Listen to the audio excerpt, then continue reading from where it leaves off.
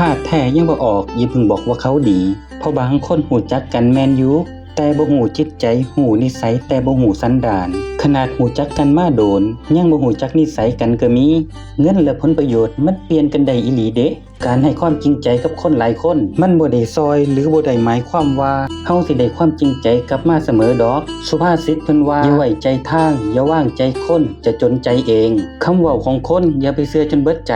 หูหยังมากก็อย่าไปเว้าจนเบิดเปลือกคำชมอย่าไปให้ค่าคำด่าอย่าไปสนใจเพราะว่าคนเฮายุคสมัยนี้มันเกิดเหลี่ยมคือกันเบิดนั่นละเฮาบ่ฮู้ดอกอันใดจริงใจอันใดปลอมคนจริงอยู่ยากคนสร้างภาพอยู่สบายอย่าเฮ็ดโตเป็นผ้าพันแผลให้ไผพอเขาหายเจ็บเขาก็แก้เฮาถิ่มทันทีบางคนเขามาแค่ยามเขาเจ็บบางคนเขามาแค่ผลประโยชน์พอเบิดประโยชน์เขาก็ตัดเฮาถิ่มอย่าให้ใจเฮากลายเป็นของใส่ซัวเข้าในชีวิตไผในสังคมสมัยนี้บ่จำเป็นต้องตัดให้ออกจากชีวิตพี่น้องถ้าเฮาบ่มีผลประโยชน์กับเขาเดี๋ยวเขาก็จะตัดเฮาออกจากชีวิตของเขาเองตอนเฮามีผลประโยชน์เขาก็เอิ้นหาเฮา